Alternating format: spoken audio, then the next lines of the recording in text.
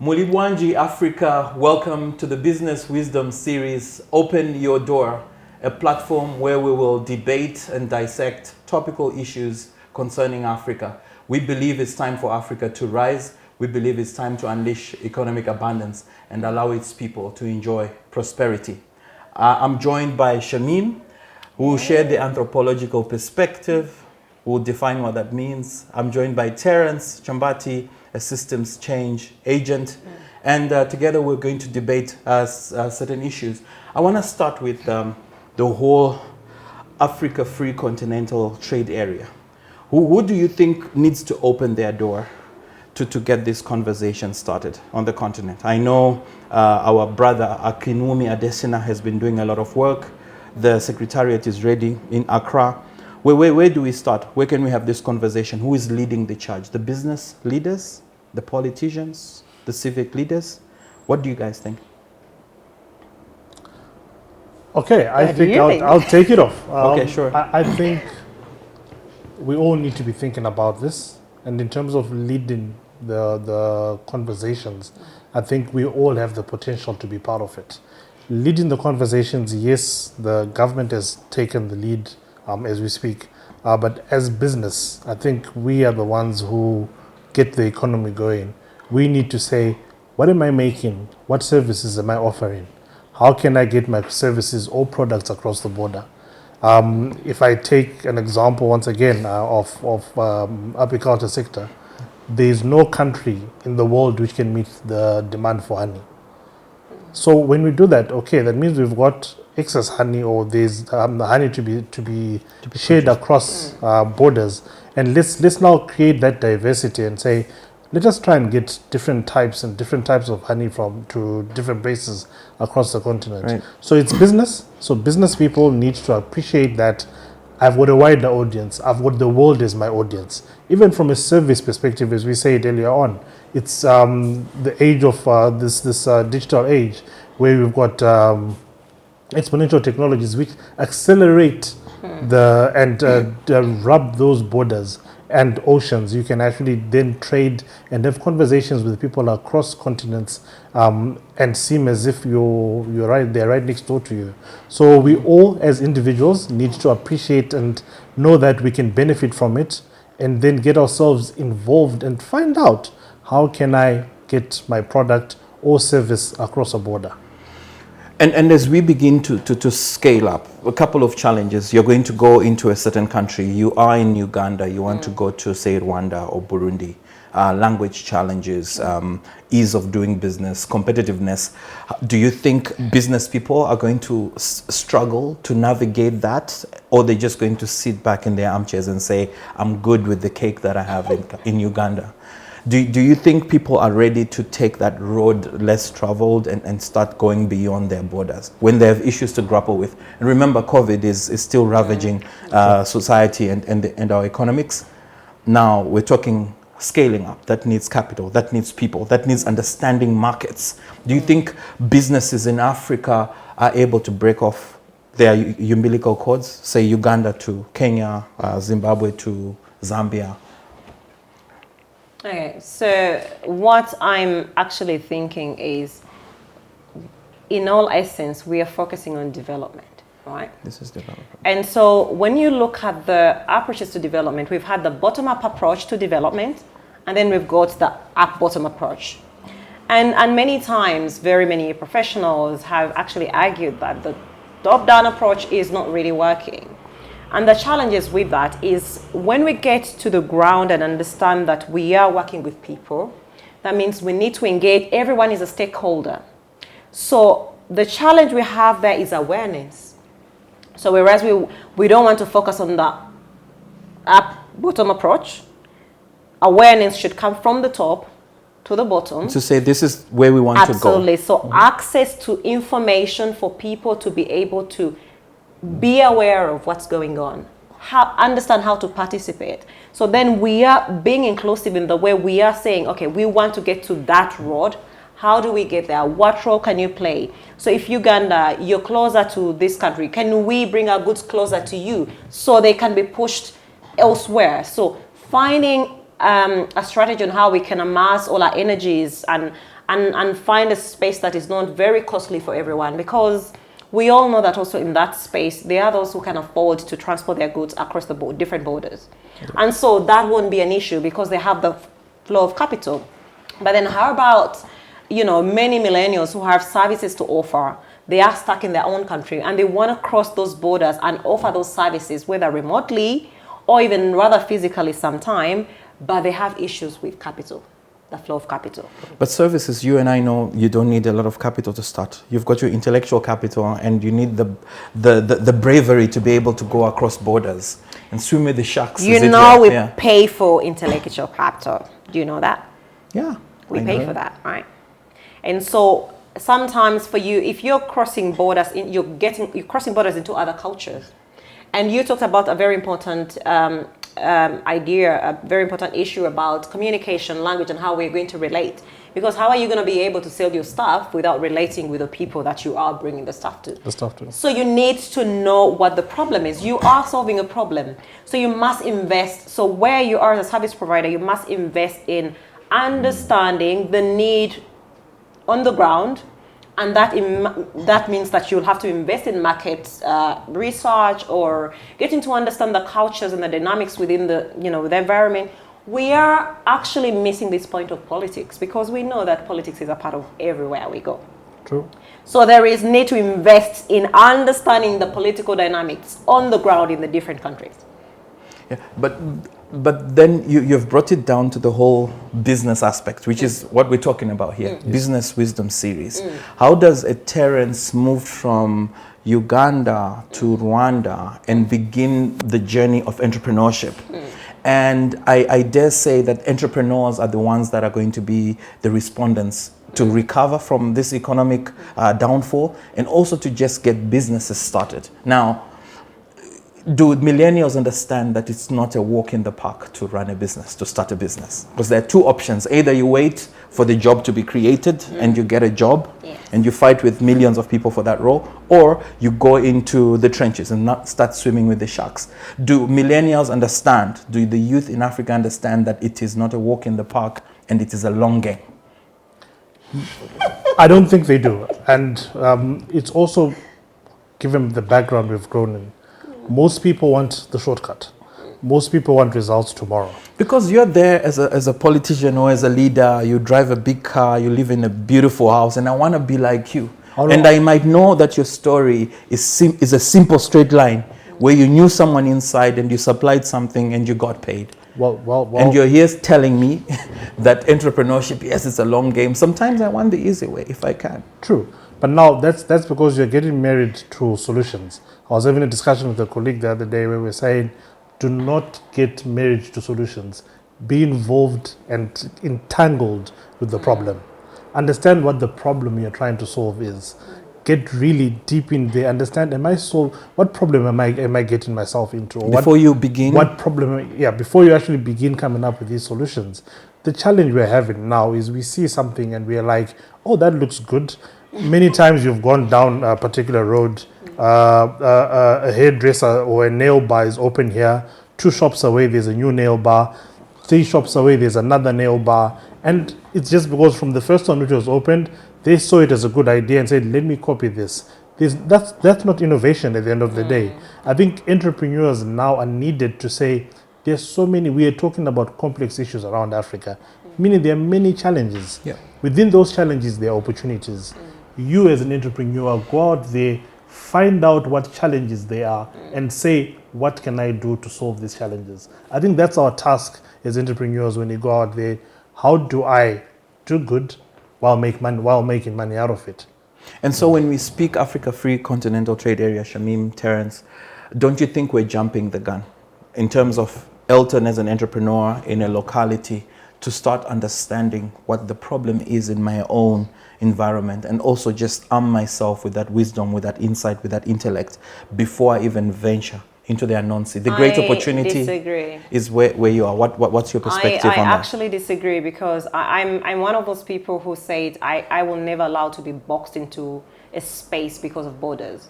So if I am in a particular place, I could have a solution or I could have engage myself with a problem that is in a different place. Yep. I don't have to first solve problems in my own setting or vicinity to be able to cross over.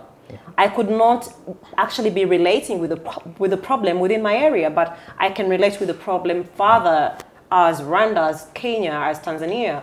So I think that when we say, well, we need to first get immersed with what's going on within our settings, we are limiting ourselves. What has given you the global perspective and the guts to be able to venture into the unknown? Because another person who's sitting in a locality will say, you know what, this is the environment I'm familiar with. Let me dominate this before I even go in the broad sea beyond. Okay, I will say it's brevity and awareness.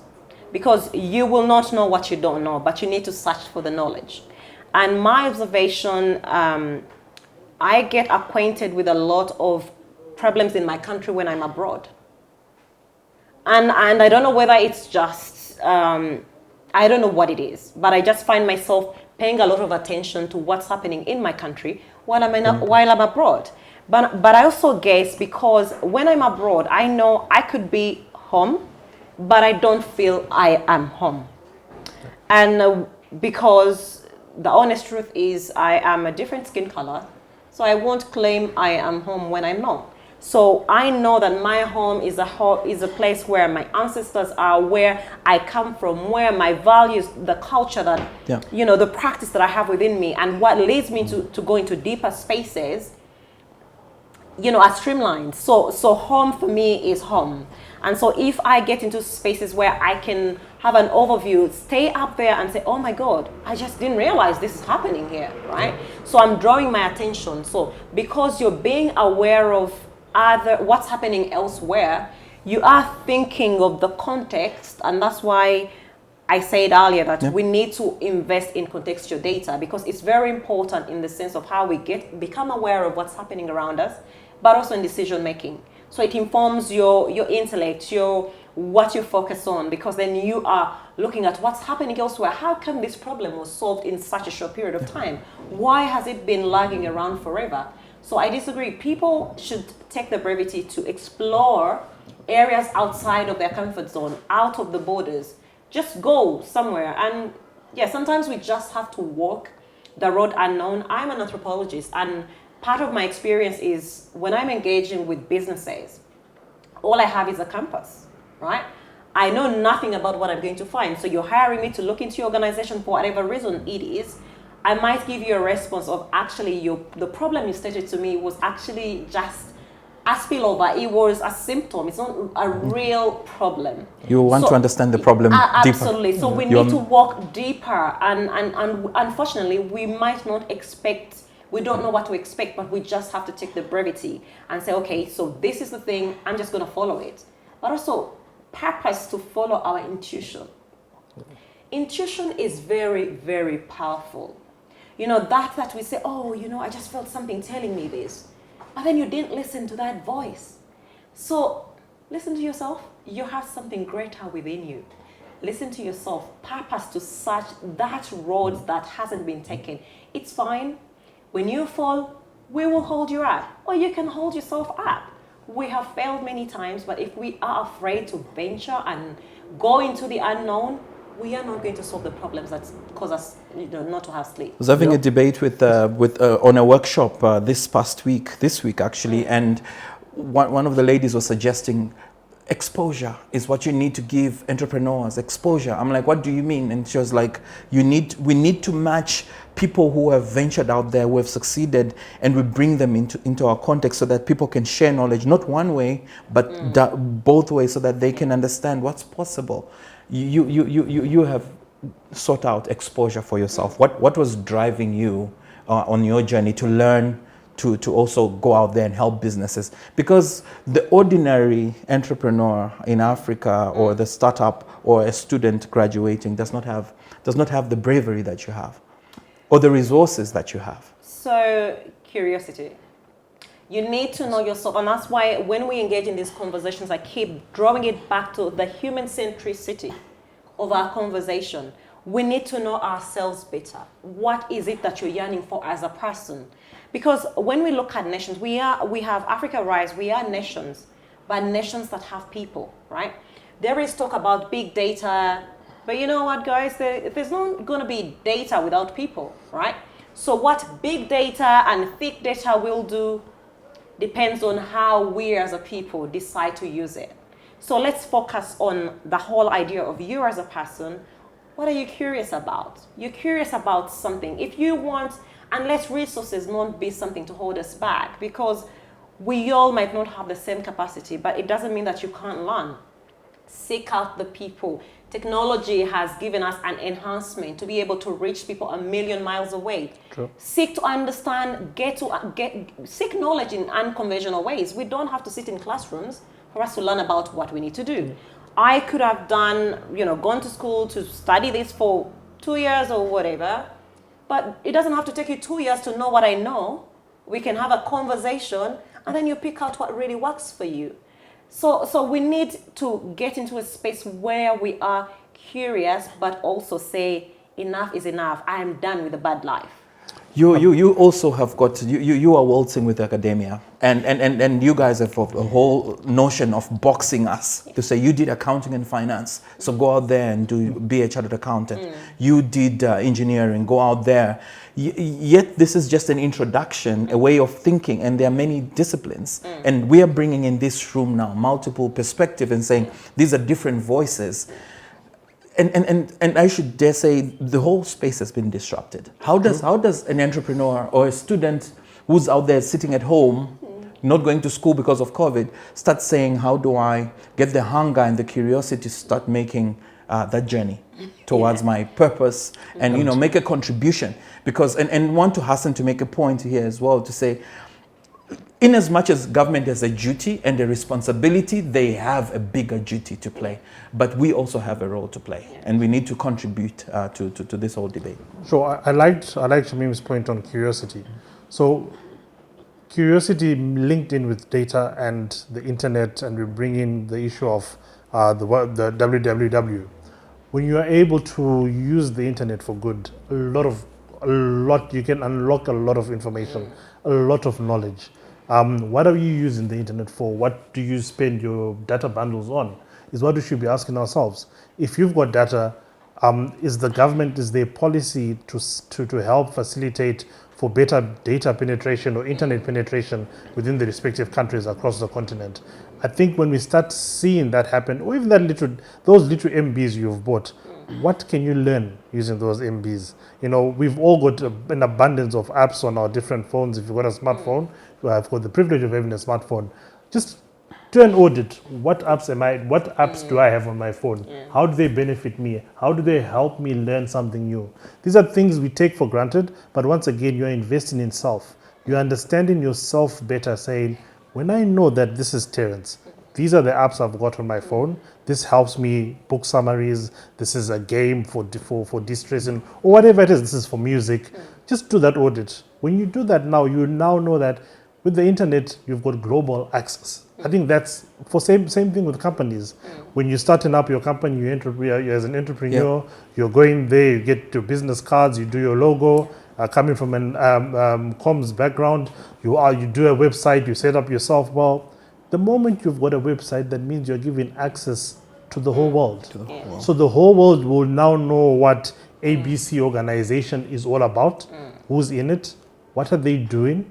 So someone from Kazakhstan or from Cairo or Morocco is scoping out a company from Botswana which has just been opened. Why? Because they are on the World Wide Web. Can they, for then outsider now, take note. So you've opened your door to outside voices. Yeah. They're going to come in either as a customer, as a supplier. Maybe they even want to bring in human talent to your organization. Listen out. You as the business owner, are you spending time listening out to those people who are reaching out to you? Sometimes people send emails, they never get responses.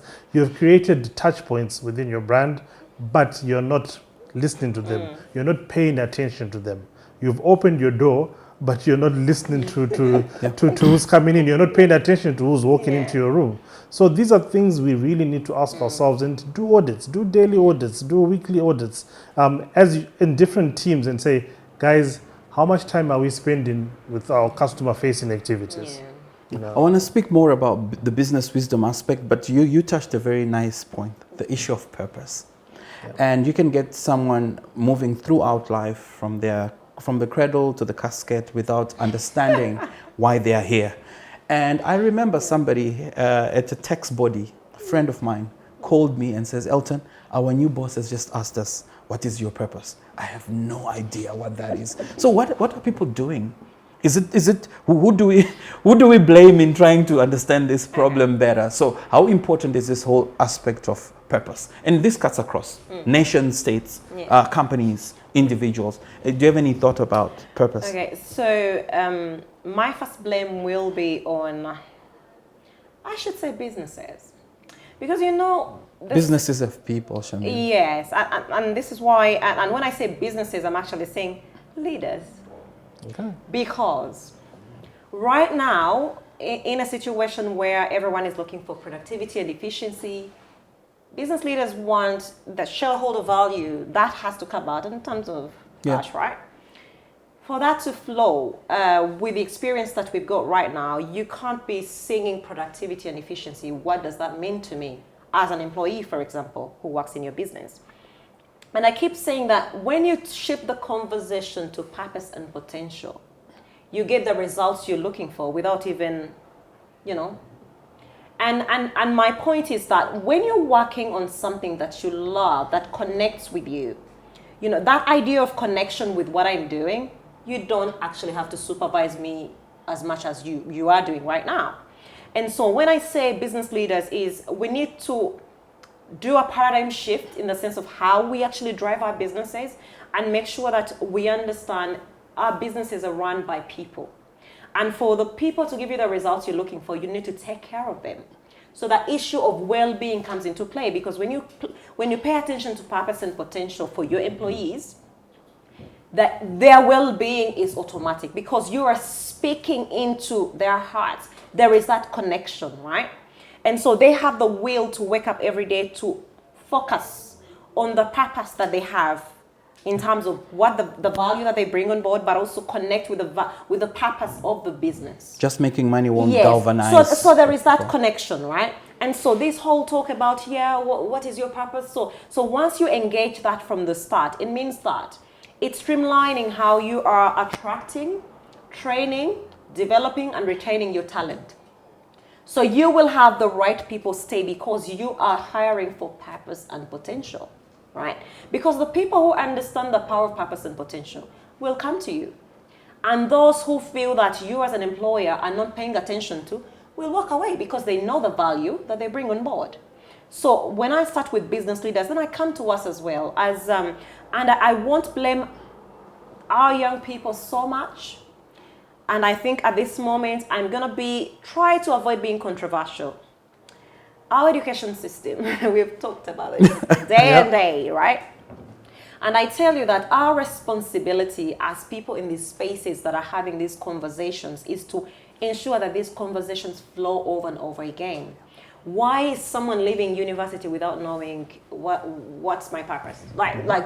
That's where you should know where. The biggest excuse I've heard on this side of the world is, you want me to think about my purpose when I have bread and butter issues to solve today?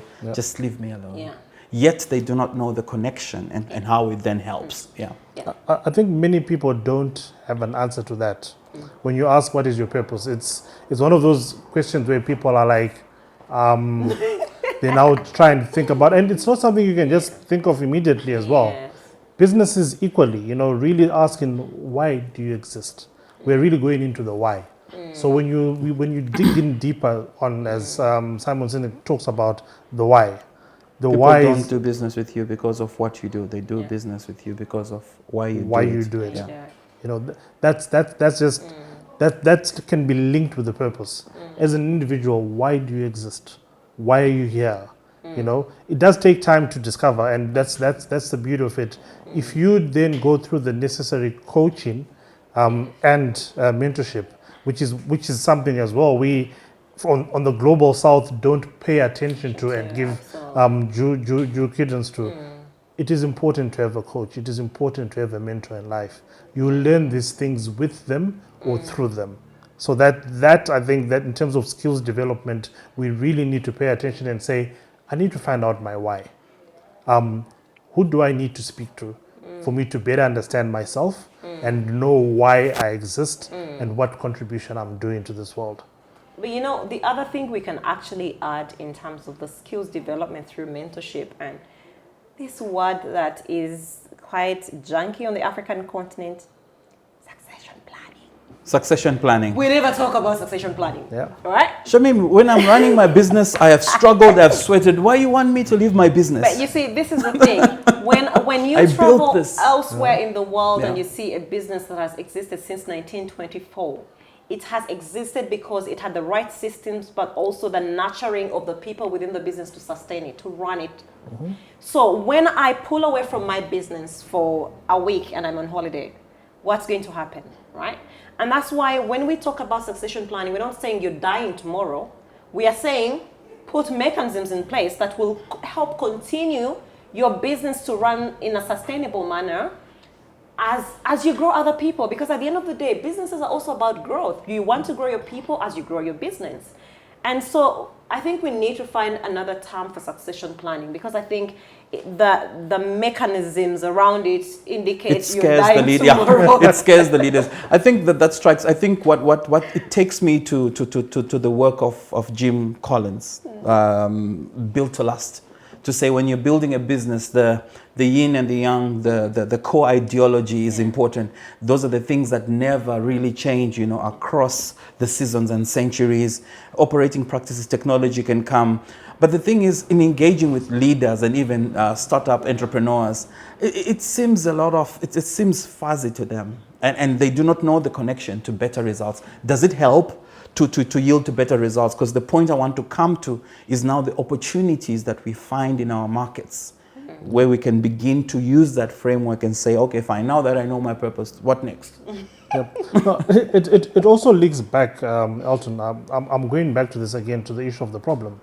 So we live in a complex world, and within these complexities, there are many challenges, and those challenges are opportunities. If you look at it on the other end, if someone is having difficulty with mobility, there's an opportunity to help them become mobile or easy or easier. What are we making easy for them? So that aspect of turning challenges into opportunities is a great one, especially for Africa, because as Africa, we have many challenges.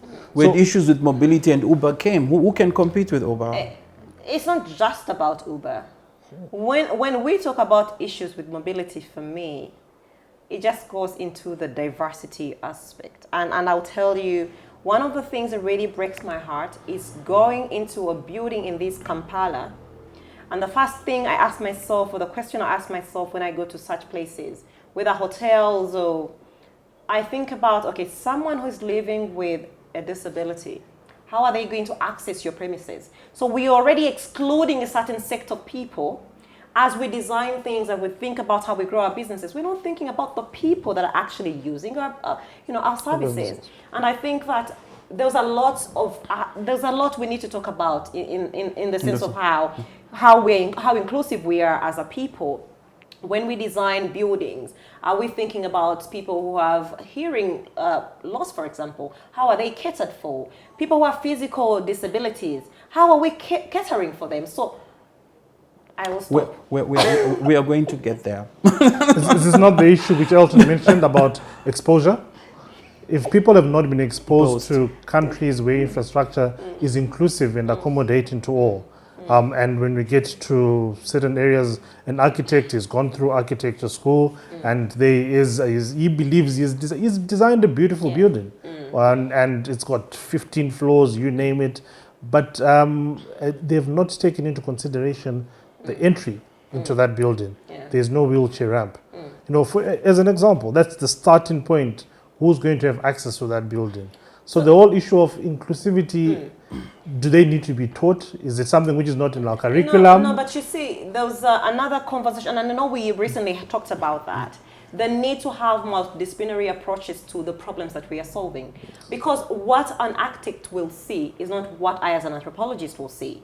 My focus is on how this person is going to use whatever you're putting in place, right? So my focus is on the human perspective, whereas your focus on the design, right? Yeah. And so the need for businesses to embrace the multidisciplinary approaches is very important, meaning that being an architect means you might have to hire a psychologist, for example. You might have to hire an anthropologist because what they will see is different from yours. So adding those focal points will give us something that speaks to the need of the people. Great. So I want to hold your thought there and bring this to a focal point as well. And we'll pick this up. Thank you very much for your engagement, Terence and Shamim. We'll return and continue our discussion. Zikomo.